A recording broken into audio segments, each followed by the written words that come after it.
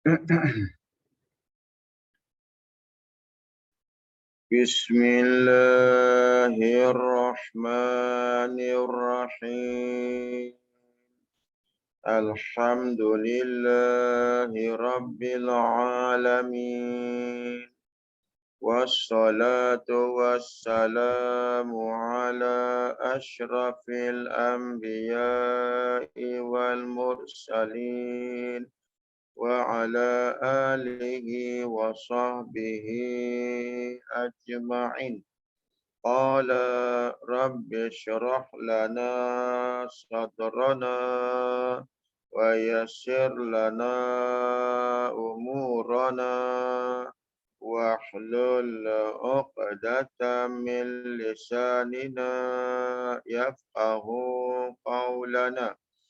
Nawaitu ta'lam wa ta'lim wa tadhakkur wa tadhkir wa nafa'a wal intifa' wal ifada wal istifada wal hatha ala tamassuki bi kitabillah wa sunnati rasulillahi sallallahu alaihi wasallam.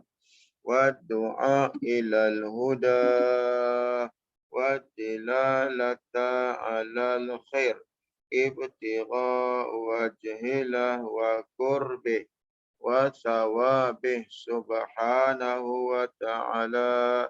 سبحان الله والحمد لله ولا إله إلا الله والله أكبر ولا حول ولا قوة إلا بالله العلي العظيم.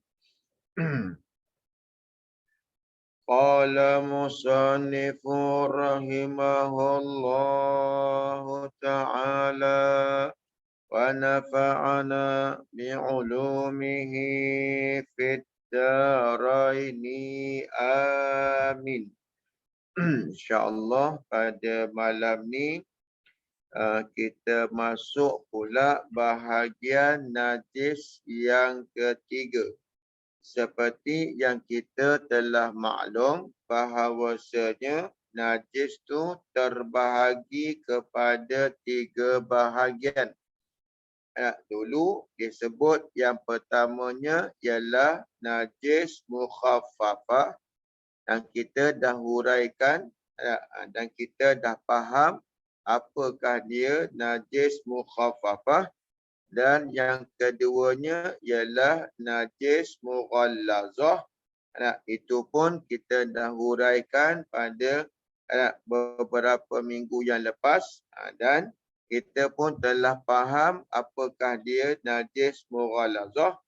Dan pada malam ni kita masuk pula pada membicarakan tentang najis yang ketiga, iaitulah yang dinamakan najis mutawassithah. Baik, najis mutawassithah. Kata dia, apakah dia najis mutawassithah ni? Iaitu najis yang lain daripada najis mukhaffafah dan yang lain daripada najis mughallazah. Jadi maknanya kalau kita faham dah apakah dia najis mukhaffafah dan kita dah faham dah apakah dia najis mughallazah, maka najis mutawassithah tu ialah najis yang lain daripada najis mukhaffafah dan yang lain daripada najis mughallazah. Kalau dalam yang Arab ni dia kata wahiyya sairin najasat.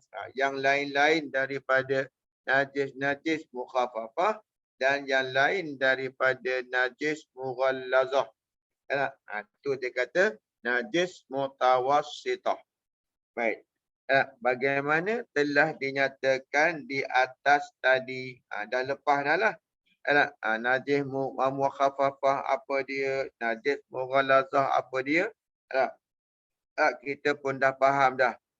Jadi lain daripada najis mukhaffafah dan lain daripada najis mughalazah, maka itulah yang dinamakan najis mutawassithah. Baik, kenapa dinamakan najis bahagian yang ketiga ni dinamakan najis mutawassithah? Baik, kata Habib Zain, sababut tasmiyati bil mutawassithati, sebab-sebab dipernamakan najis yang ketiga ni dengan najis mutawassithah. Kenapa? Li'anna syari'a, kerana bahawanya syarik tu kena pada Allah Ta'ala dan kena pada Rasul. Pada hakikat Allah Ta'ala lah. Jadi Allah sampaikan apakah dia najis mutawassithah tu. Kerana syarak, yakni Allah dan Rasul tawassata fi hukmiha, meletakkan tengah-tengah cara basuh dia tu. Cara basuh dia ataupun najis mutawassithah ni, dia najis yang pertengahan. Maksud najis pertengahan tu ialah tidak seperti najis mukhaffafah. Najis mukhaffafah tu ringan sangat sehingga kan kalau kita nak basuh najis mukhaffafah tu tak perlu kena menggunakan air yang mengalir. Cukup dengan percik-percik macam tu saja, maka sudah bersih dah najis mukhaffafah. Baik. Dan tidaklah terlalu berat seperti najis mughalazah. Kalau najis mughalazah itu kena basuh dengan 3 kali, dengan 7 kali, lepas tu pula satu daripada yang 7 kali tu dengan air tanah, dan kena hilangkan juga ain najis tu, ataupun kena hilang juga najis hukumiah dia, kena hilangkan juga. Baik, jadi itu orang panggil najis mughalazah. Susah sikit. Tapi najis mutawassithah ni, dia kata li'anna syari'a tawassata fi hukmiha, kerana syarak itu kena pada Allah. Kalau kita tak, kerana Allah dan Rasul menengahi, meletakkan tengah-tengah pada hukumnya, pada hukum najis mutawassithah tu. Hukum dia ringan. Baik. Tengok ya. Okey. Kata dalam kitab ni, cara menyucikannya, jika ada ain. Jika ada ain najis, disebut najis yang ainiyah, hendaklah dihilangkan ainnya itu. Baik, tengok ya. Jadi dalam kitab ni dia sebut, dia kata dalam kitab yang saya buat rujukan ni, kitab Taqrirus Sadidah ni, dia kata wa tanqasimu hazihin najasatu ila qismain, maka terbahagi najis mutawassithah ini, najis yang mutawassithah ni terbahagi kepada 2 bahagian. Okey, mana 2 bahagian? Mana 2 bahagian tu? Yang pertama disebut najasatun hukmiyatun. Yang pertama najasatun hukmiyatun. Najis yang dibangsakan kepada hukum sahaja. Baik. Nak tahu najis hukmiyah ni macam mana? Najis hukmiyah ni wahiyya, iaitu najis yang hukumiyah ni allati la launa wala riha wala ta'ma laha. Najis yang kata najis hukumiyah ni, najis pada hukum ni yang tidak ada warna, najis yang tidak ada warna, najis yang tidak ada bau, dan najis yang tidak ada rasa. Umpamanya seperti air kencing yang telah hilang, ainnya yang telah hilang, warnanya dah hilang, baunya dah hilang, rasanya pun dah hilang. Sebab apa hilang tu? Mungkin telah lama tapi kita tahu cadar tu ataupun kain tu kena kencing. Tapi kita pergi keluar dulu, kita kerja dulu, petang mau kita balik. Cium. Cadar tu dah hilang, dah tak ada bau kencing, tak ada, basah pun tidak, warna pun tidak. Maka itu namakan najis hukmi. Kenapa dinamakan najis tu najis hukmiyah? Sebab dipernamakan najis yang macam tu najis hukmiyah. Li'annana hakamna ala mahalli najasatihi biduni wujudi sifatin min sifatiha. Kerana kami menghukum oleh kami, yakni ulama, menghukum oleh ulama di atas mahalli, di atas tempat binajasatihi, dengan tempat najis itu najis. Kita hukumkan tempat kena najis itu adalah najis. Walaupun kata biduni wujudi sifati min sifatiha, walaupun tidak ada walaupun dengan ketiadaan tanda sifat-sifat daripada sifat najis. Apa sifat najis itu? Warna, kemudian bau dan rasa. Jadi kan contohlah ya, yang kata najis hukmi ni kan, katalah pagi-pagi itu kita nak pergi kerja dah. Kita dah siap dah nak pergi kerja. Tengok cadar anak kita rupanya kencing. Anak kita kencing. Kena pada cadar kain tu. Kita pun tak apalah, balik nantilah aku basuh. Tapi kita dah tahu dah yang kena kencing tu kat mana. Kena kencing tu kat mana? Kat tengah ke, kat tepi ke, kita tahu dah. Kita pun pergi kerja dulu. Bila balik-balik, tempat yang kena kencing tu kering. Tapi kita tahu tempat tu kena najis, kena kencing tadi ni. Maka kan itulah dinamakan najis hukmiyah. Bila kita tengok tempat tu dah kering, warna kencing dah tak ada. Bau kencing dah tak ada. Rasa kencing pun dah tak ada. Tak ada rasa tu mana kita rasa basah lagi tak? Tak ada dah. Jadi warna, bau dan rasa. Ataupun sebut rasa, bau dan warna. Tak ada dah. Maka itu dinamakan najis pada hukum. Jadi tetap dihukumkan dengan najis. Tetap dihukumkan dengan najis, tempat tu adalah najis. Tempat yang kena najis tu adalah dihukumkan najis. Dan cadar tadi tu tak boleh kita nak bawa pergi sembahyang, tak boleh. Pasal apa? Sebab ada najis. Kalau nak bawa lah. Ini kita fikir benda tu bukan najis juga. Baik. Tapi kan najis hukumiyah ni senang aja cara nak menyucikannya.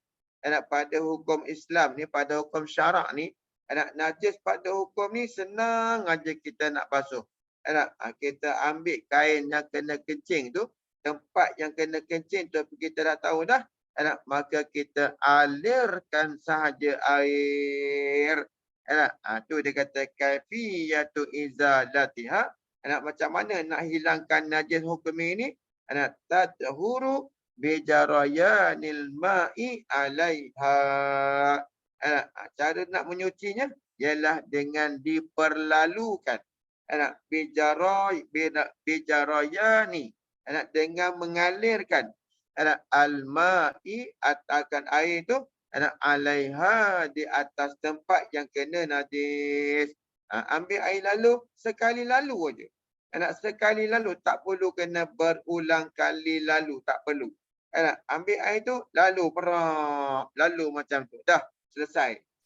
Lepas tu perah-perah, jemur, kering je, dah boleh selesai. Pasal apa? Sebab tak perlu nak hilangkan rasa, bau dan warna. Sebab najis pada hukum tu, dia memang tidak ada rasa, bau dan warna. Jadi tak perlu nak dihilangkan. Memang dia dah tak ada dah. Baik. Sebab itulah najis mutawassithah ni dia terbahagi kepada dua lah. Satu dinamakan najis hukmi. anak, dan yang keduanya dinamakan najis ainiyah. Anak, najis ainiyah, najasatun ainiyatun. Anak, najis ain. Baik. Wahiyya najis ainiyah ni allati yang laha bagi najis tu launun au rihun au ta'mun. Bagi najis tu ada rasa, ada warna, ada bau. Jadi najis yang ada benda tu najis yang ada warna, ada bau, ada rasa, maka itu dinamakan najis hukmi. Baik. Bukan hanya hukmi, itu namakan najis ainiyah. Najis aini nama dia. Sebab namakan dinamakan najis aini itu pasal sebab adanya warna, bau dan rasa. Jadi bila ada bau, warna dan rasa ni, maka dinamakan najis tu najis aini. Baik.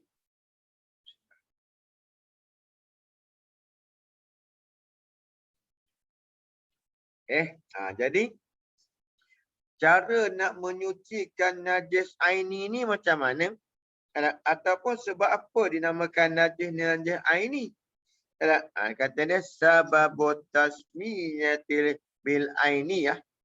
Sebab dipenamakan najis ainiyah libaqa'i ainil najasati fiha, kerana kekal ataupun masih lagi wujud ain najis padanya. Ain najis tu apa dia?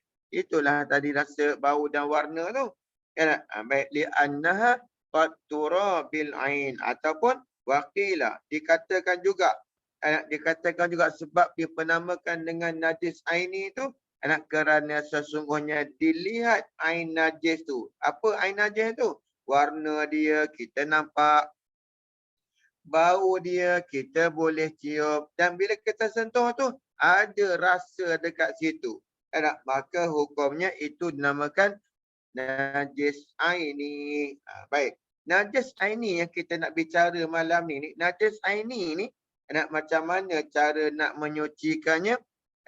Kafiyatu izalatiha ghasluha bil ma'.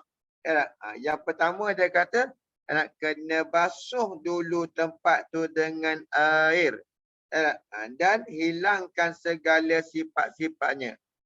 Dia kata ghasluha bil ma'i an hatta tazula awsafuha.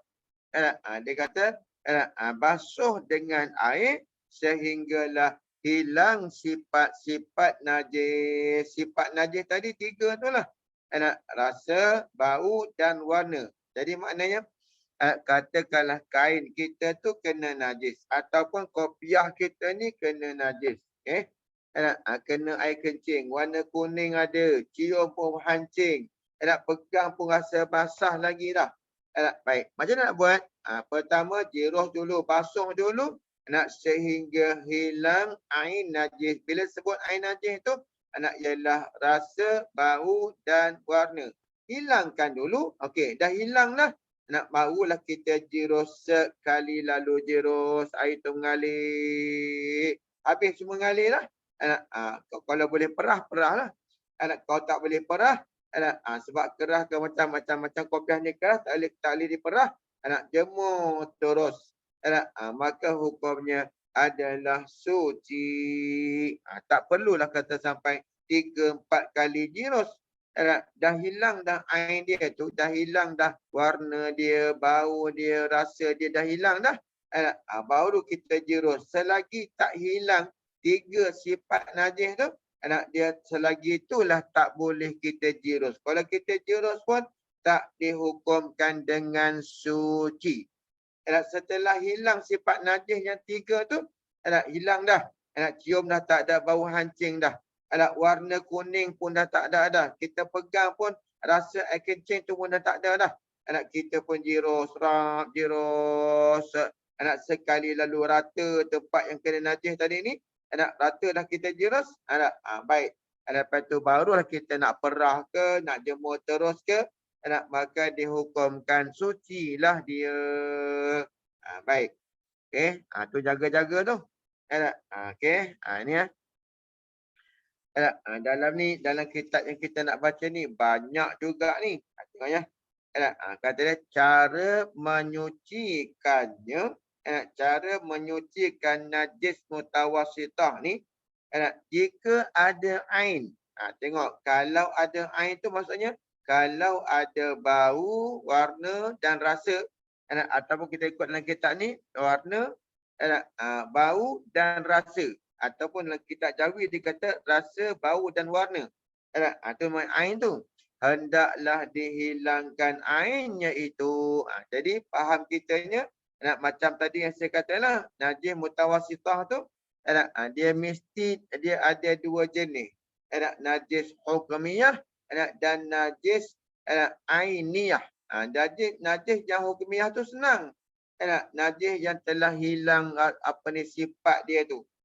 Sifat dia tu dah hilang dah. Jadi bila sifat tu hilang, tak payah kita hilangkan lagi. Sebab dah hilang dah. Kita pun zero sekali lalu. Jadi suci lah dia. Rata air tu kena pada tempat yang kena najis, yang telah hilang sifat-sifat dia, rasa, bau dan warna tu. Baik. Hilangkan dulu dengan dibasuh lah. Cara cucinya, jika ada air, disebutkan airnya ni, hendaklah dihilangkan ainnya itu. Hilangkan ain itu ialah hilangkan tiga sifat tu lah. Dan segala sifatnya sifat najis. Hilangkan dulu sifat najis tu. Apa dia sifat najis tu? Rasanya, baunya dan warnanya. Hilangkan dulu. Bukan sampai kena perlu satu timbul, satu kolah. Tak. Jadi hilangkan tu mungkin dengan sabun ke, ambil sponjurah air, ambil sabun, hilangkan bau, hilangkan kala. Jadi bila dah hilangnya tu, maka zero sekali lalu pula hilangkan air sabun tu, sampailah hilang air sabun tu, maka hukumnya suci. Baik. Kita ni bertuah kau tuan-tuan. Sebab Allah jadikan kita umat Nabi Muhammad sallallahu alaihi wasallam. Ada pun ya, umat Nabi Musa dulu, kalau pakaian tu kena najis, dia tidak boleh dibasuh. Dia kena gunting tempat kena najis tu, buang. Itu cara syariat Nabi Musa alaihi salam. Tapi kita umat Nabi Muhammad ni dimudahkan oleh Allah Subhanahu Wa Taala, tuan-tuan. Tapi walaupun kata mudah sekalipun lah, kena belajar juga. Dia tak boleh kata orang kata agama ni kita tahu dengan begitu-begitu, tak boleh. Tanpa pengajian kita tahu, tak boleh. Dia kena belajar, dia kena baca kitab. Sebab tu kan tuan-tuan, ada satu masjid dalam daerah Manjung, tuan-tuan sekalian. Ada satu masjid dalam daerah Manjung, tuan-tuan. Saya mengajarlah kitab ni lah. Apa itu kan, beberapa perkara lah. Dalam fiqah tu bila saya cerita, ada 2-3 orang. Ada 2-3 orang, bukan 2-3 orang lah. Sebenarnya banyak dalam masjid tu. Dia kata, kenapa kami tak pernah dengar? Dulu-dulu kami tak pernah dengar hukum macam ni. Kenapa kami tak pernah dengar? Hari ni, bila berjumpa dengan ustaz ni, baru kami dengar. Kenapa? Lalu saya tanyalah. Yang bertanya tu seorang peguam. Saya pun tanyalah pada dia. Tuan, saya tanya tuan, tuan belajar agama ni lah. Tuan belajar fiqah ni lah. Saya tanya macam tu kan. Berapa kitab fiqah yang tuan telah habis? Berapa kitab fiqah mazhab Syafi'i yang dikarang oleh ulama dalam mazhab Syafi'i yang telah tuan khatam? 4 rubuk. 4 rubuk. 4 rubuk tu ada 4 bahagian. Rubuk ibadat, rubuk muamalat, rubuk munakahat dan rubuk jinayat. Jadi rubuk ibadat tu daripada ambil wuduk, daripada bab air, sampailah kepada bab haji. Haji termasuk dengan umrahnya, dengan korbannya, dengan akikahnya, habis. Lepas tu, itu habis bab ibadat. Masuk pula bab muamalat. Apa bab muamalat tu? Bab muamalat tu hukum jual beli, sewa menyewa, hutang piutang, gadai menggadai. Dalam tu ada. Kita hari ni tuan-tuan, tak ada siapa pun kalau di masjid, di surau tu nak mengajar sampai peringkat ni. Kadang-kadang bab ibadat tu pun tak habis-habis bertahun-tahun, tak habis-habis tuan-tuan sekalian. Lepas tu masuk bab munakahat, bab nikah kahwin, cerai, tolak, rujuk, radha'ah, menyusu. Semua-semua tu masuk dalam bab munakahat. Dan yang keempatnya ialah bab jenayat. Bab jenayah. Macam mana hukum orang mencuri, macam mana hukum orang minum arak. Dalam tu ada hukum cerita. Saya tanya macam tu dekat peguam tu tuan-tuan. Seorang peguam tu, dia kata tak ada, kami tak pernah. Saya kata kat dia, sebab tak pernah khatam tu lah yang tuan-tuan tak dengar. Kadang-kadang apa yang kita baca ada dalam kitab ni, tapi tidak ada dalam kitab lain, ataupun ada dalam kitab lain, tidak ada dalam kitab ni. Sebab itulah mengaji ni kena banyak kitab, kena habis. Barulah kita boleh faham tentang fiqh ni tuan-tuan sekalian. Jaganya baik-baik ni. Okey. Kemudian kata dia, hendaklah yang ainnya dan segala sifatnya, iaitu rasanya, rasa najis, baunya, bau najis, dan warnanya, warna najis ini yang dikatakan najis ainiyah ataupun najis ain. Nampak ain najis tu. Okey. Jika telah dibasuh, tengoknya, jika telah dibasuh, kena najis, pakaian ke apa sajalah kena najis, dah dibasuh dah, tetapi didapati tiada hilang rasanya seperti pahit. Cium pun bau pahit tu ada lagi, ataupun rasa dengan lidah tu pahit lagi, atau kasap tu rasa kita pegang kesat. Biasanya orang tak rasa dengan lidah lah, orang akan sentuh rasa, oh ada lagi ni. Nescaya tiada dimaafkan. Yakni, tuan-tuan sekalian, daripada 3 sifat najis tu, nak dihukumkan sesuatu tu suci, mestilah hilang 2 daripada 3 sifat sekurang-kurangnya. Hilangkan 2 sifat tu dulu, walaupun ada 1 sifat yang tak boleh dihilangkan, maka yang itu maaf, dimaafkan. Faham ya? Betul. Tapi kalau tak hilang 2, 1 je hilang. Umpamanya warna hilang, tapi bau dia, rasa dia ada. Ataupun rasa tu hilang, tapi bau dengan warna masih ada lagi, maka dihukumkan tak suci. Tapi kalau hilang 2 daripada 3 sifat najis, maka dihukumkan suci. Umpamanya kan tuan-tuan, darah. Darah ni kan kalau terlalu banyak kena pada pakaian, kena pada kain, terutamanya kain tu adalah kain yang berwarna cerah, warna putih ke, warna hijau muda ke, warna pink ke. Bila dia kena darah kan, darah tu pula banyak kan, maka yang biasanya yang susah nak dihilang tu ialah warna kekuning-kuningan pada darah tu masih lagi tinggal, sedangkan baunya dah hilang, rasanya dah hilang, tapi warnanya masih kekal lagi, masih ada lagi walaupun dah tinggal sikit-sikit. Yang tu apa jadinya? Maaf. Maknanya kain yang kena darah macam tu dah dibasuh masih lagi ada warna tu, maka dihukumkan dengan maaf. Maaf tu maksudnya dihukumkan suci lah. Sebab dimaafkan, sebab hilang 2 daripada 3 sifat. Baik. Dan saya kena basuh lagi, hingga hilang rasa itu. Sehingga hilang rasa tu. Setelah itu, jika tidak hilang juga, katalah dah tinggal dua je. Rasa dengan warna tu atau dengan bau tu dah hilang dah, rasa dah hilang dah. Tinggal bau je. Barulah dimaafkan. Jadi kalau tak boleh hilang juga, melainkan dengan dipotong. Tengok dipotong tempat najis, dia potong bulat macam tu, buang. Kalau hilang sangat, ketika tu dimaafkanlah.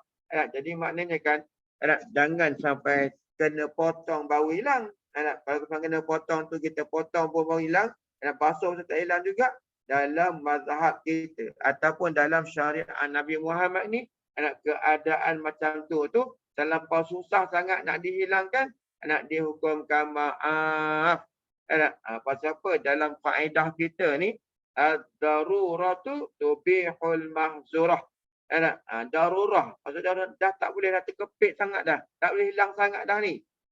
Jadi dia mengharuskan segala perkara yang asalnya tak boleh hilang, tak hilang lagi. Maka dimaafkan juga ikut kaedah ni, tuan-tuan. Ad-daruratu tubihul mahzurah. Ataupun al-masyaqqatu tajlibu taysir. Benda yang susah tu dia menarik menjadi mudah. Jadi bila kita tinggal satu je bolehlah. Kalau tinggal dua tapi dibasuh tak hilang-hilang juga, maka pada ketika itu dimaafkan juga, dikira suci. Baik, habis ya. Okey, kemudian kata dia, ada pun bau atau warna. Salah satulah. Bila sebut atau tu, salah satulah. Atau mana? Jika telah dibasuh dan digosok 3 kali ataupun lebih daripada 3 kali, tidak hilang juga, hukumnya dimaafkan. Dikira bersih juga. Tapi salah satulah, sama ada bau ataupun warna. Kalau sekiranya pada kain tu ada rasa lagi, ada bau lagi, hilangkan. Ataupun ada warna, hilangkan. Cuci dia. Basuh dia dulu. Tapi sekiranya digosok dah 3 kali, lebih daripada 3 kali, tak hilang-hilang juga, maka dihukumkan pada ketika itu maaf. Apa maksud maaf tu? Dikirakan bersih juga. Sebab dah darurah dah tu.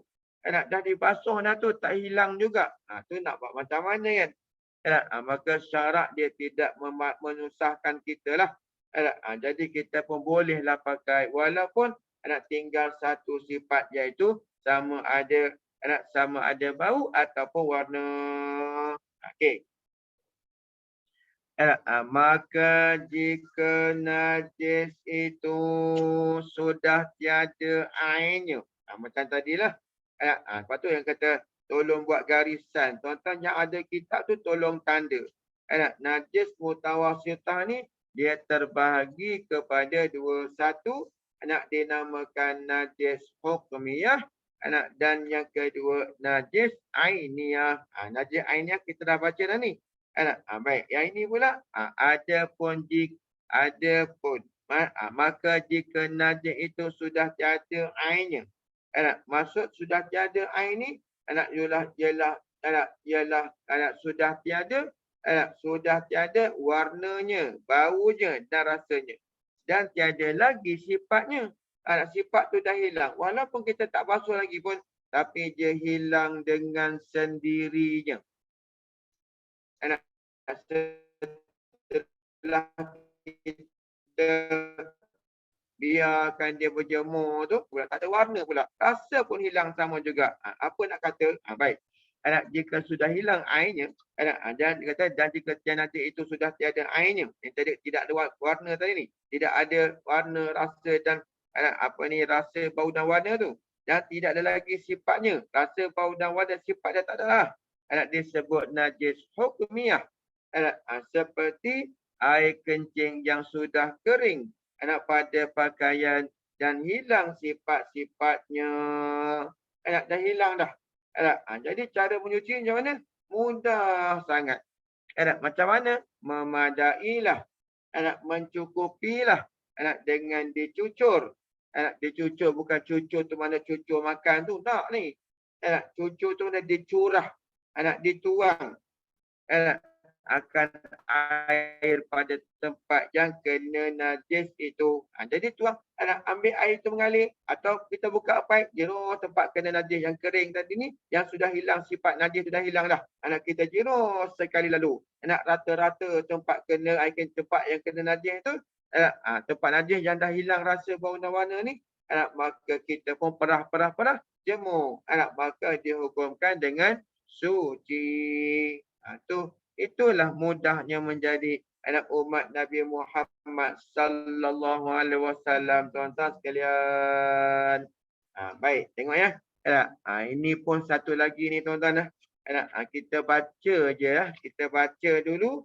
Lepas tu siapa-siapa yang tak pernah dengar lah, tolong buat beri perhatian. Dan kalau tak faham, boleh buat persoalan lepas daripada saya berhenti baca kitab ni tuan-tuan. Lepas kita habis bab ni, kalau dan malam ni lah. Kalau tak dan kita sambung lagi. Baik, tengok ya. Arak. Apabila arak. Yang kata arak-arak tu apa dia? Yang dikatakan arak tu ialah kullu ma'i'in muskirin. Tiap-tiap benda cair yang memabukkan. Maka dinamakanlah dia tu arak. Ada pun benda yang bukan cair, benda beku, benda keras, tapi bila kita makan jadi mabuk, itu tak dinamakan arak. Arak tu mesti apa? Arak tu mestilah ma'i'.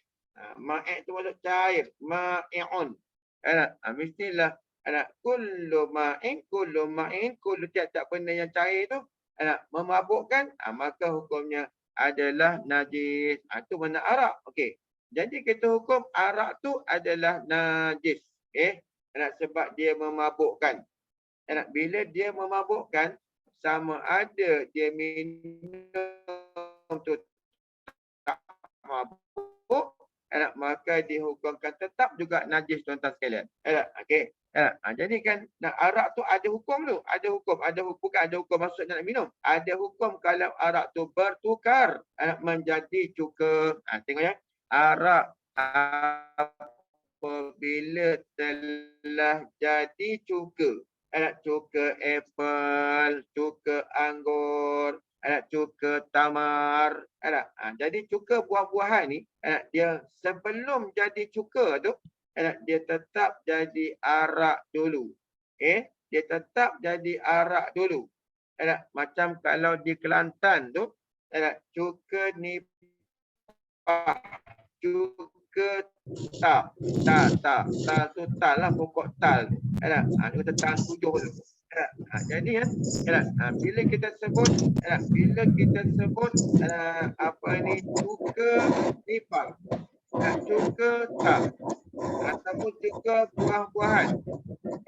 Jadi cuka buah-buahan tu sebelum jadi cuka, maka dia jadi arak dulu. Arak tu najis.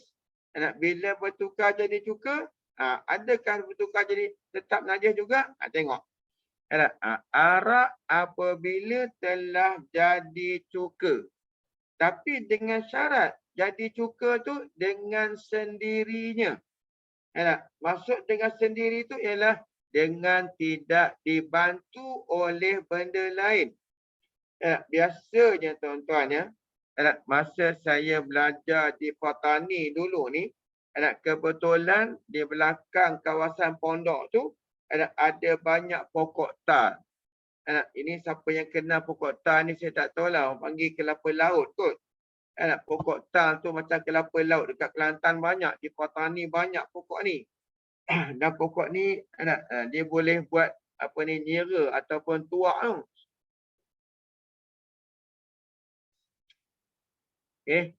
Orang belah utara panggil nira. Kalau orang belah pantai timur tu dia panggil tuak. Bukan tuak tu todi tu, lain. Jadi kan saya tengoklah, saya tengok orang yang ambil cuka, ambil apa nira tal tu atau nipah tu, ni masa jadi nira tu dia manis. Tapi bila orang tu nak buat cuka nipah, dia nak bagi cepat jadi cuka, nak bagi cepat dia jadi mabuk tu, maka dia kena apa? Dia kena letak macam-macam dalam tu, kena letak kayu lah, kena letak daun lah, supaya dia cepat jadi mabuk, dia cepat jadi gila, dia cepat jadi apa namanya? Jadi arak. Bila dia cepat jadi arak, maka dia akan cepat jadi cuka. Baik. Tapi ni kenapa dia kata jadi cuka dengan sendirinya? Maka ia ni dengan tidak dibantu oleh benda lain. Kalau dibantu dengan benda lain, okey, jaga ya. Ni kena faham, dia kena hurai sikit ni. Okey. Kita baca dah.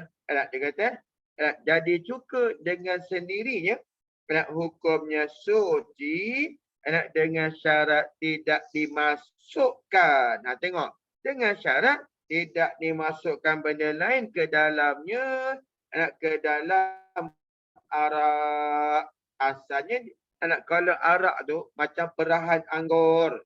Nak jadikan cuka anggur. Nak jadi cuka nipah. Nak jadi cuka apple. Dia kena perah dulu air apple tu. Dia kena perah dulu air anggur tu. Masa jadi air anggur tu sedaplah kita minum. Dia belum gila, belum mabuk lagi. Tapi nak jadi cuka tu dia kena peram. Orang bisnes ni tuan-tuan, orang meniaga ni kan, dia nak cepat. Dia nak cepat jual benda tu.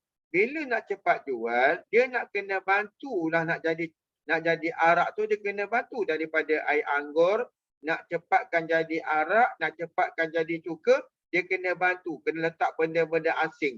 Kayu lah letaknya, daun lah letaknya.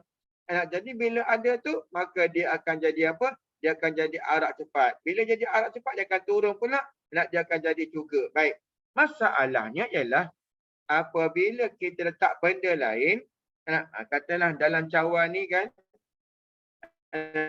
dia adalah air anggur, bukan arak lagi tau. Contohlah ni, kita pun nak cepatkan dia jadi mabuk tu, nak jadi arak tu, kita letak kayu dalam dia letak. Baik. Sekiranya masa dia jadi mabuk tu dia najis, benda tu masih lagi duduk dalam tu, kayu tu masih dalam tu, daun tu masih lagi dalam tu, sehinggalah dibiarkan benda tu sampai jadi cuka, maka hukumnya cuka tu adalah najis. Apa sebab najis? Kerana benda yang kena najis tadi ada lagi dalam tu. Apa dia? Kayu tadi tu, bila dia dah masuk dalam tu dia najis. Jadi arak tu kayu tu masih ada. Jadi kayu tu dinamakan mutanajis, benda yang kena najis. Bila kata benda yang kena najis, dia hukumkan dia najis. Masa tu dia bukan suci, dia najis. Bertukar jadi cuka. Masih lagi kayu tu dalam tu. Maka pada ketika itu bercampurlah benda yang suci, iaitu cuka, dengan kayu yang dinamakan mutanajis. Jadi hukumnya cuka tu boleh makan tak? Tak boleh. Pasal apa tak boleh? Sebab ada benda mutanajis di dalamnya yang membawa cuka itu menjadi najis sekaliannya. Boleh faham tak ni? Kalau tak boleh faham, tolong tanya. Ni pengalaman saya cerita ni, pengalaman saya sendiri. Tuan-tuan tengok sendiri orang tu buat cuka nipah tu macam mana. Dia letak kayu lah, letak macam-macam dalam tu. Sampai jadi arak. Kalau orang tu orang yang mengaji, maka tuan-tuan sekalian, dia akan buang kayu, daun-daun kayu ke kayu tu, dia akan buang. Bila dia buang tu, masa jadi arak. Dia buang siap masa jadi arak tu dia buang. Bila dah jadi cuka, maka sucilah. Pasal apa? Sebab dah tidak ada benda asing yang tadi bercampur dengan arak tu, dah tak ada dah. Baik, sebab dah buang dah. Sucilah. Okey. Tengok ya. Katanya, jika ada benda lain di dalamnya, nescaya tidak suci. Masa bila tu? Masa jadi arak tu lah. Sebab arak tu nanti bila masuk benda tu, jadi benda tu masuk dalam arak, benda tu jadi mutanajis. Kayu ke, maka bercampurlah juga tu dengan apa? Dengan benda najis tadi tuan-tuan, dengan benda mutanajis tadi. Baik, okey. Jadi tak suci lah. Okey. Apabila, kalau jadi cuka dengan sendirinya, jadi dengan tidak dibantu dengan kayu ke batu ke, yang tu terus jadi suci lah. Sampai dia cuka tu suci lah. Walaupun, ni kadang-kadang kan, kita fikir, katalah, katalah dalam ni ada air anggur. Kita nak jadikan dia nak cuka anggur ataupun cuka apple. Dan ini air apple ni contohnya kan. Lepas tu kita letak sampailah air apple tu jadi mabuk. Okey, bila jadi mabuk, bekas tu adakah dihukumkan najis juga? Ya, najis juga. Tetapi maaf. Pasal apa? Pasal apa jadi maaf? Sebab payah nak diasingkan masa jadi arak tu payah. Kita tak tahu masa bilakah dia jadi suci, jadi cuka, masa bila dia arak kita tak tahu. Sebab tu kan tuan-tuan, fiqh ni tuan-tuan, satu ilmu yang tuan-tuan, satu ilmu fiqh ni kan, dia kena belajar kaedah dia juga. Tapi kaedah tu tuan-tuan, orang yang nak ni lah. Orang yang nak, orang yang nak pandai, nak belajar, nak tahu hukum tu, dia kena belajar lah benda tu. Macam tu lah. Jadi fiqh tu, kalau nak jadi ulama tu, dia kena tahulah kaedah-kaedah tu. Orang macam kita ni bukan nak tahu kaedah. Bukan kita nak jadi ulama. Kita nak beramal sahaja tuan-tuan sekalian. Kita nak beramal sahaja. Okay. Baik. Tengok. Dalam ni ada. Apabila suci sebab dari arak, yang telah bertukar daripada arak itu menjadi cuka, maka tempatnya, tempat simpan arak tadi ni, ikut sama jadi suci. Ini kenapa ni? Kerana susah. Susah kita nak, sedangkan kita memerlukan cuka tu. Kita memerlukan cuka tamat, cuka apple, cuka anggur. Kita memerlukan. Minta maaf lah tuan-tuan. Line terputus-terputus ni mungkin internet tak kuat dekat sini ni. Malam ni tak kuat pasal apa tak tahu, wallahualam. Minta maaf banyak-banyak. Yang itu di luar bidang kuasa saya lah. Nampak macam mana? Memang line terputus-putus saya tengok tadi ada. Tapi sekejap-sekejap lah. Dia tak lama pun. Ya, minta maaf banyak. Itu saya susun jari saya 10 ni. Minta ampun maaf banyak-banyak. Baik, tengok ya. Okey. Jadi kenapa jadi suci tempat tu? Sebab payah. Bila payah ni tuan-tuan, tadilah kaedah yang saya baca tadi, al-masyaqqatu tajlibu taisir. Benda yang payah tu menarik menjadi mudah.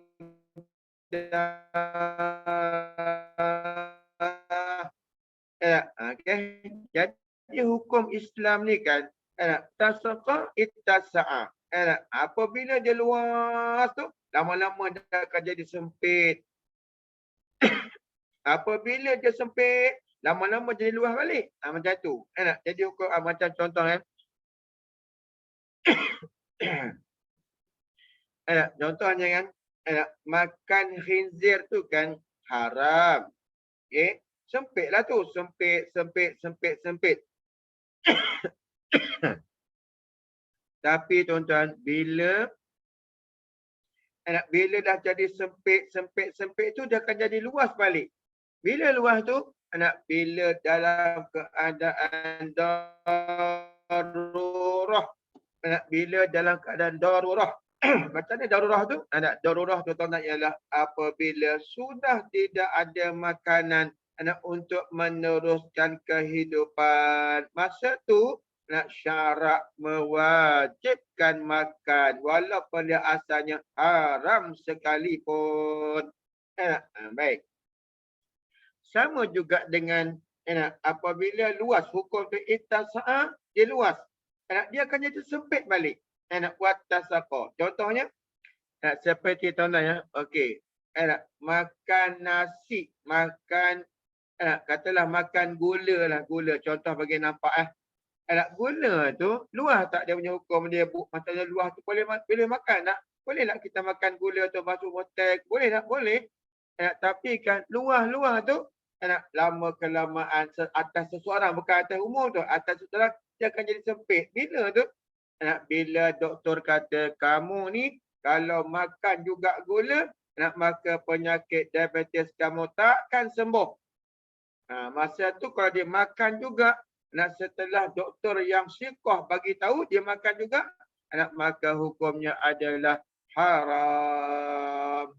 Tu hukum Allah Taala letak macam tu tuan-tuan tak? Baik. Okey. Kemudian jadi yang ni kan bila dah arak tu bertukar menjadi cuka, automatik tempat tu suci. Sedangkan bercampur juga tu.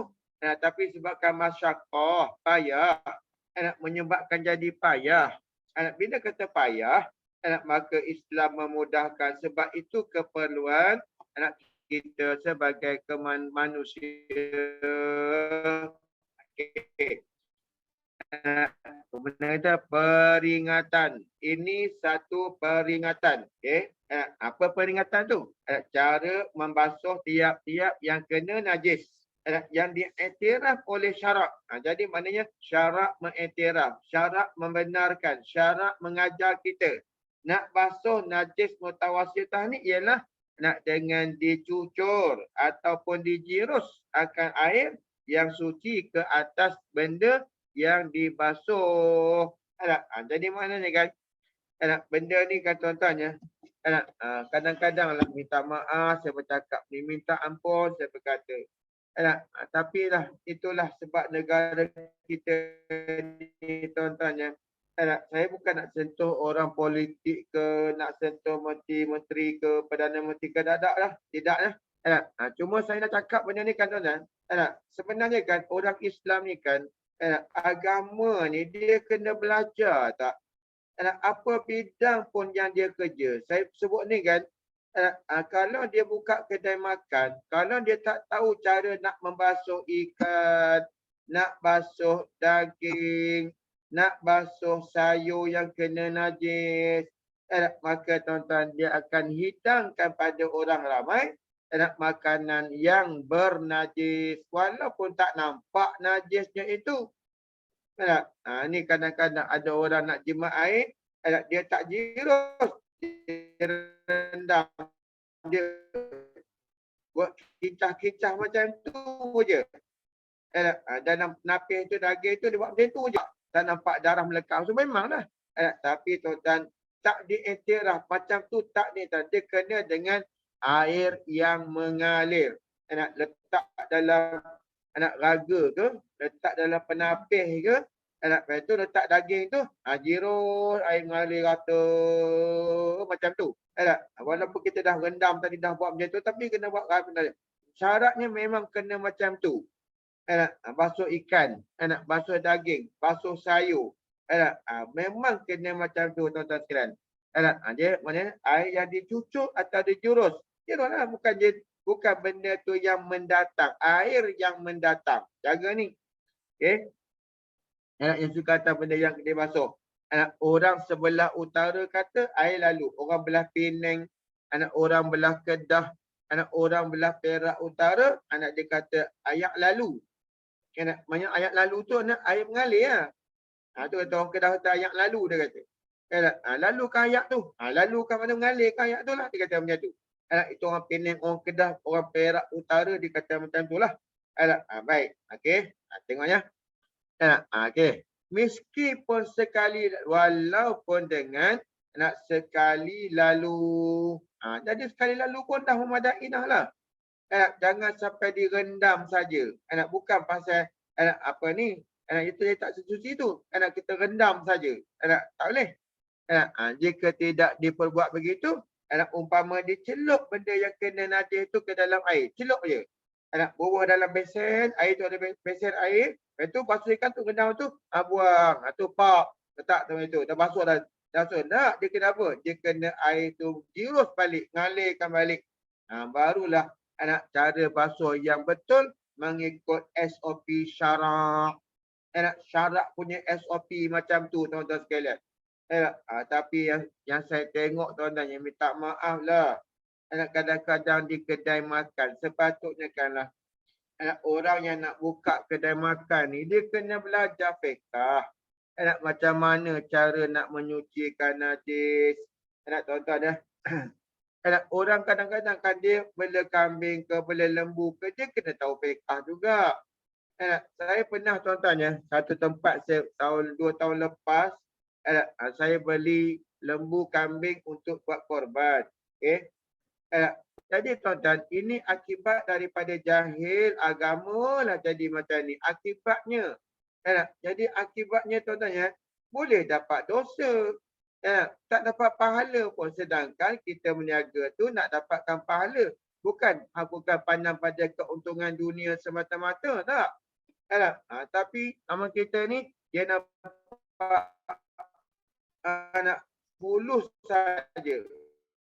Dia tak nampak hukum Allah, tak nampak yang dia nak kena tanggung di akhirat. Jadi saya belilah tuan-tuan. Syarak lah. Okey, beli tu. Macam mana internet ni?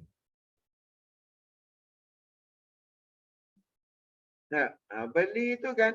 Saya pergilah ke kandang dia. Tengoklah. Ini berapa ribu, ini berapa ribu, ini berapa ratus. Saya pun pilih. Saya nak yang ni. Saya nak yang ni. Okey. Semua kira berapa? Saya pun masa tu tak buat cash. Saya transfer masa tu kat situ juga. Saya transfer dalam ni. Akad jual beli. Saya belilah lembu sekian, kambing sekian dengan harga sekian.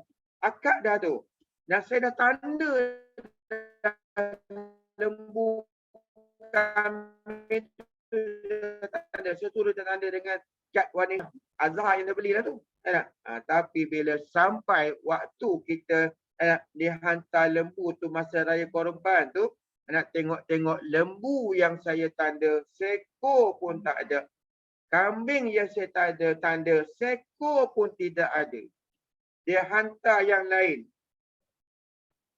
Ini orang jahil buat kerja ni. Kalau orang yang tak jahil, orang yang reti, dia takkan buat macam ni. Umpamanya ginilah. Tuan-tuan ya. Umpamanya ginilah. Wali nikahkan anak dia yang perempuan tu nama sekian. Nama Maryam lah contohnya.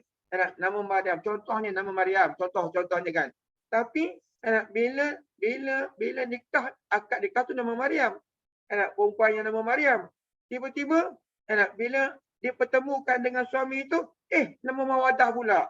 Contohlah. Sah tak nikah tu? Sah tak? Macam itulah maknanya tuan-tuan dalam masalah ni. Banyak orang kedai makan tu dia basuhkan pam dah ambil garam kunyit, goreng. Tumis, masuk buat gulai, buat kari. Sedangkan tuan-tuan yang macam tu menyebabkan makanan tu najis sekaliannya. Sebab apa? Sebab tak sah cara menyucinya tuan-tuan. Please tengok ni. Ni yang berlaku ni. Jadi dia kata walaupun sekali lalu pun tak apa dah lah.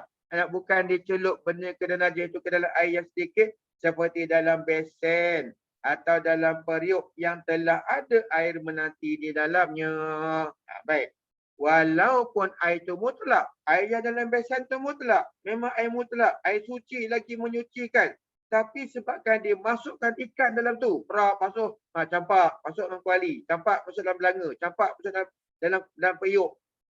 Yang tu hukumnya tak suci. Pasal apa? Sebab air tak mengalir. Yang diiktiraf oleh syarak kerana air tu mengalir. Walau berapa kali celup sekalipun, hukumnya tidak suci. Bila kata tak suci, apa jadinya? Masihlah najis. Najis juga. Okey. Hal ini mustahaklah diambil perhatian. Lebih-lebih laginya orang perempuan. Pasal apa? Anak orang perempuan lah yang sibuk di dapur nak basuh daging, nak basuh ikan, nak basuh sayur, nak basuh segala-gala, nak bagi makan anak laki-laki, suami, suami dan apa ni, nak anak-anak ni. Kalau si isteri tu jahil dalam bidang ni, hari-hari lah tok laki tu, tok suami tu makan najis dengan anak-anak. Tu yang payah nak dengar cakap tu. Sebab najis dah melekat tuan-tuan sekalian. Dalam hati tu dah melekat najis tu, dah tak nampak kebenaran dah. Jaga dah. Tu, tengok dia. Hal ini ustaz dah ambil kira, ambil perhatian. Pada apa? Kerana banyak berlaku di kedai-kedai makan ni, tuan kitab ni tengok sendirilah kot. Sampai dia kata macam tu. Di kedai-kedai makan dan di warung-warung dan sebagainya, orang basuh daging yang berdarah atau ikan atau sebagainya pakai celup-celup sahaja. Bila celup-celup macam tu tuan-tuan, na'udzubillah, maka hukumnya tidak suci. Baik. Okey. Jadi kita pun dah sampai kepada penghujungnya. Dan kita telah pun masuk kepada tajuk baru. Maksudnya najis dah habis dah. InsyaAllah 2 minggu lagi kita akan baca pula apa ni, menggosok gigi ataupun bab bersugi. Babus siwak. Besok bulan minggu kita baca fiqh kan. Tuan-tuan kena belilah kayu sugi macam ni. Kayu sugi macam ni. Sebab kita dulu ngaji bersugi ni, masa saya kat Adramok dulu, bila masuk babus siwak, bab pada menyatakan bersugi ni, maka apa ni, syekh tu dia akan tengok dalam poket kita, ada kayu sugi tak? Ada kayu sugi tak? Ada kayu sugi tak? Ada kayu sugi tak? Kalau tak ada kayu sugi, dia suruh pergi cari dulu. Pergi beli tu kayu sugi tu dekat luar tu aja. Masuk pada dalam kelas. Pasal apa? Dia nakkan ilmu tu terus diamalkan. Wallahu a'lam bissawab. InsyaAllah kita masuk nanti bab bersugi ataupun babus siwak. Wallahu a'lam bissawab. Baik, ada soalan? Ada.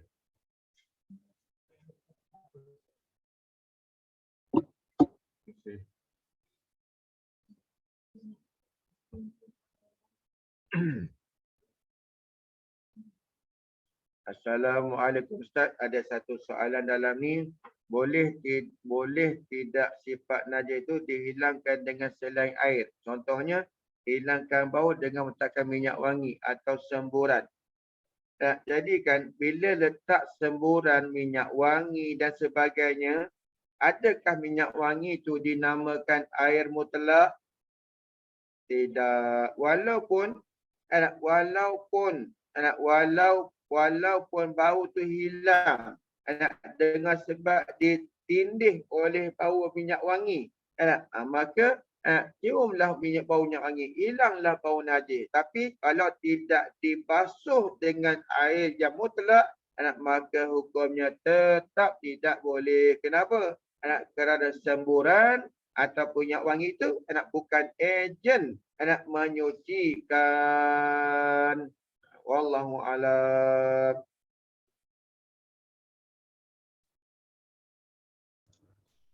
Assalamualaikum Ustaz. Waalaikumsalam.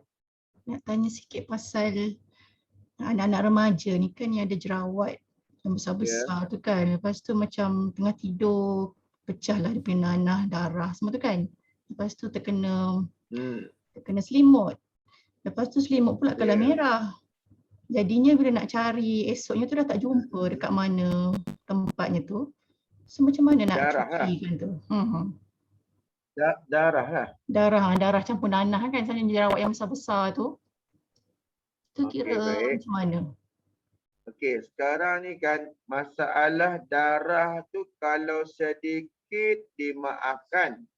Tapi kalau nanah tu memang tak dimaafkan lah. Walaupun nanah tu hanya sedikit saja, tak dimaafkan. Baik. Jadi kan sekarang ni secara overall, kalau kita nak basuh secara pukul ratanya, Maka kita basuh semua dulu kain tu. Sebab kita tak tahulah di mana tempat kena nanah tu. Kita basuh semua dulu. Barulah kita masukkan dalam washing machine tu. Dalam mesin basuh tu. Jadi kita basuh semua dulu. Dengan air mengalir, kita ngalirkan, kita tak gosok pun tak apalah. Alirkan sikit-sikit dia boleh hilang. Kita perah. Jadi dah yakin kata najis tu hilang air dia. Maka barulah kita masuk dalam washing machine. Ataupun kita buruh pakai tangan semuanya. Jadi kalau kita jerawat tu tak adalah besar sampai setinggan nanahnya dah. Sikit je lah kan. Tak adalah sampai semangkuk darah nanah tu tak. Sikit je lah. Bila kata sikit tu, dengan air sedikit dah hilang dah lah.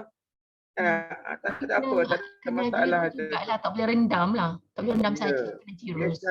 Dia syaratnya memang kena air mengalir. Dia tak boleh air yang bertakung, tak boleh. Sebab itulah saya kata tadi, jangan masukkan dalam mesin basuh sekiranya tidak dibasuh dulu. Kalau kita pakai mesin basuh, kena basuh kat luar dulu. Basuh dulu kat luar, sekira-kira tempat-tempat yang kita agak-agak boleh kena hilang dan nanah tu. Lepas tu dah kita perah tu, baru masuk dalam mesin basuh. Kalau tidak, habis najis ke semua sekali. Kalau tak buat macam tu. Okey, terima kasih Ustaz. Masya Allah. Ada soalan daripada Bintu Abdul Majid. Izzati binti Abdul Majid. Assalamualaikum Ustaz. Ada 2 soalan. Jika kencing anak di atas tilam yang tebal, nak angkat berat, dan berat, kaedah lalu kain macam mana? Senang je. Jadi macam inilah. Jiruskan air tempat kena najis tu, sediakan dengan kain buruk, kain yang lap, yang bersih. Jirus, tu lap balik. Lap bagi kering tu, pergi basuh kain tu balik. Jirus lagi, lap lagi. Sehinggalah hilang air najis atas tempat yang kena tilam, yang tempat kena tu. Bukan kata kencing kanak-kanak, kencing orang tua pun mungkin bapak dia kencing pun tak tahu. Mungkin mak dia kencing pun tak tahu kan. Bukan kanak-kanak saja, tapi biasanya kanak-kanak lah ni. Baik, jadi kencing najis apa pun lah. Jadi hilangkan dulu rasa bau, warna dan rasa tu hilangkan. Jiruh dulu. Lap dulu. Ambil air sabun ke, ambil apa, lap dulu, hilangkan dulu. Lepas tu jiruh. Jiruh tu, lepas tu lap. Jiruh lagi, lap. Sehinggalah hilanglah rasa bau dan warna. Tak perlu diangkat. Bukan perlu diangkat, tak perlu. Sebab dia berat. Kalau kita angkat, nak kena panggil pula orang satu taman tu angkat. Berat kan? Jadi tak perlulah angkat buat macam tu je. Jadi namakan air lalu juga. Pasal apa? Sebab dia berpindah daripada tilam tu kepada kain juga. Ngalir namanya tu, tak apalah. Lepas tu kita basuh kain tu pula. Supaya air kain tadi dia kena air mutan najis tu. Basuh pula. Lap bagi kering, perah pula. Lepas tu jauh lagi, lap lagi. Sehinggalah hilang rasa bau dan warna. Setelah hilang rasa dan warna tu, kita jiruh sekali macam tu, kita pun lap bagi kering balik. Dah lah tu. Selesai lah. Lepas tu, nak sembuh dengan apa nama tu? Pipe beris ke, nak sembuh dengan minyak atar, apa tak kisahlah. Baik, tu habis soalan pertama. Soalan yang kedua, jika basuh ikan, daging, ayam, dah lalukan air, lepas tu rendam lagi. Jika tidak lalukan air, selepas rendam air kira najis. Ya. Jadi najis juga. Pasal apa? Dah dijirus, jangan direndam balik. Kalau kita rendam balik, maka akan keluar dia punya darah-darah tu akan keluar balik. Jadi najis balik. Dah basuh tu, lalu dah air tu, dah keringkan dengan penapis. Toskan dia dengan penapis. Lepas tu letak dalam besen. Dah, cukup.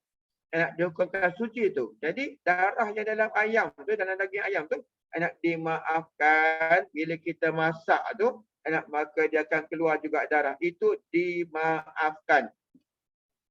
Sebab masyakoh tadilah. Wallahualam. Ada lagi soalan, macam mana nak menyucikan najis muntah di kapet? Macam tadi lah. Suci kat ia sekiranya kita menghilang air dengan berkali-kali lap dengan tuala basah. Benar tak? Bukan tuala basah ni. Kita kena jiruh dulu. Mula-mula, tariqah dia jalan ni ialah Anak mula-mula hilangkan ain najis tu. Anak kalau ada ain macam muntah tu ada nasi ke, ada ketiau ke, anak ataupun ada apa ni, ada carrot ke muntah tu kita buang dulu. Anak muntah tu kita buang dulu. Okey. Anak bila dah buang tu, anak jadi ada bau kan. Okey. Anak kita pun ambil air sabun, jiros lap sehinggalah anak hilang rasa bau dan warna. Kalau ada warna hilang dulu, rasa hilangkan dulu, anak bau hilangkan dulu. Anak macam tadilah kalau sekiranya anak dia tak boleh nak diangkat, maka macam itulah. Anak dah hilang tu, okey jiros. Anak lap sehinggalah anak betul-betul hilang rasa bau dan warna. Baik. Kemudian lepas tu, lepas dah jiros tu dah basuh, dah suci dah hukumnya tu, anak dengan kain buruk kita lap tu, basuh kain buruk tu, anak perah kain buruk tu, anak hilangkan dia punya air mutan najis tu.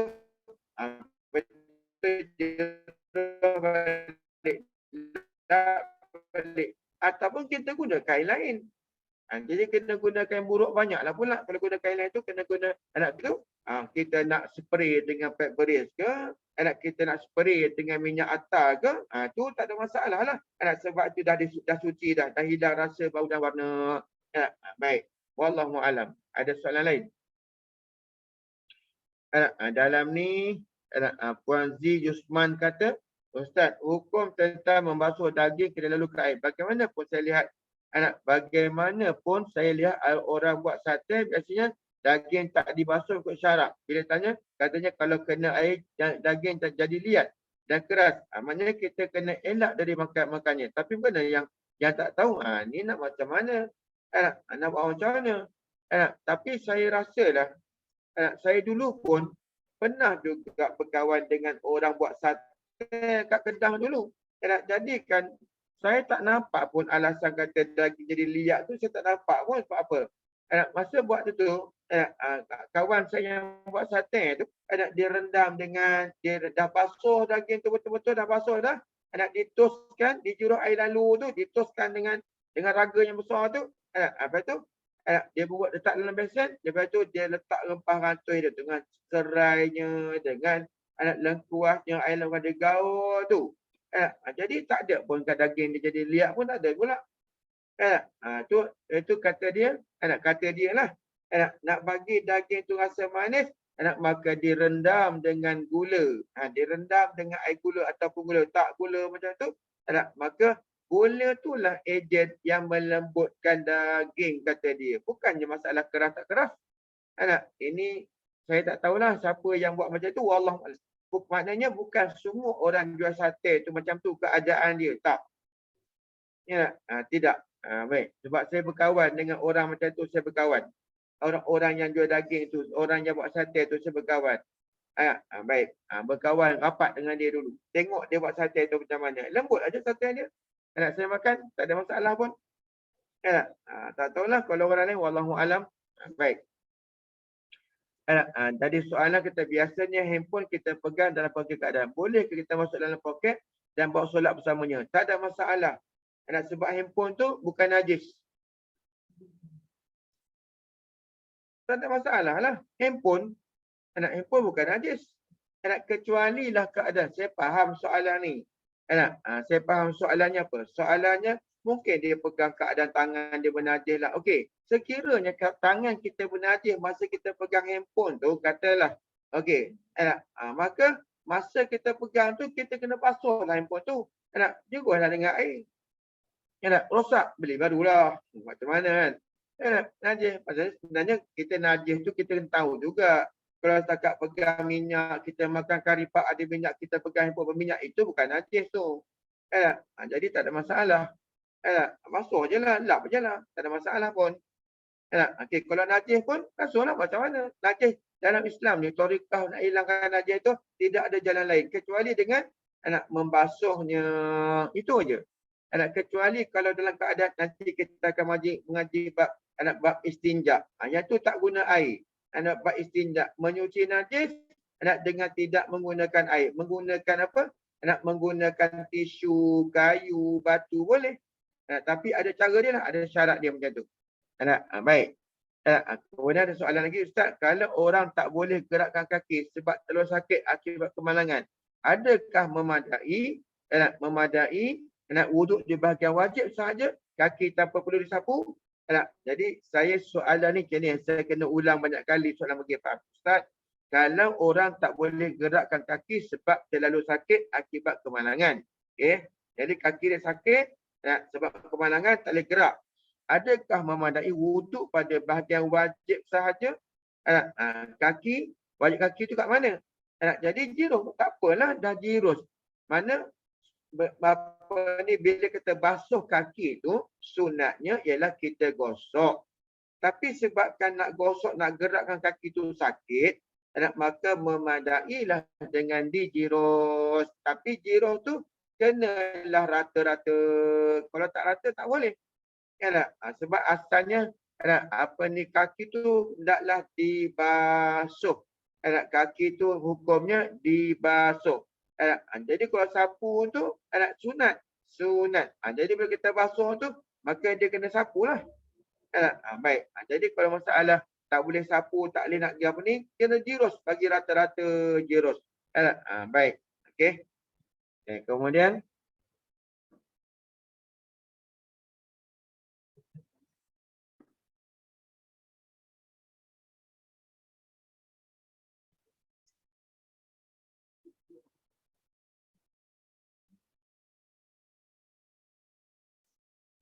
ada soalan lain dalam platform kita punya Zoom malam ni?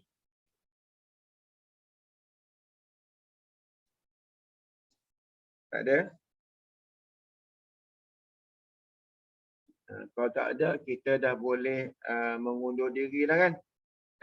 Sebab dah tengah malam ni, insyaAllah tak ada tengah malam. Awal lagi ni, malam masih muda ni.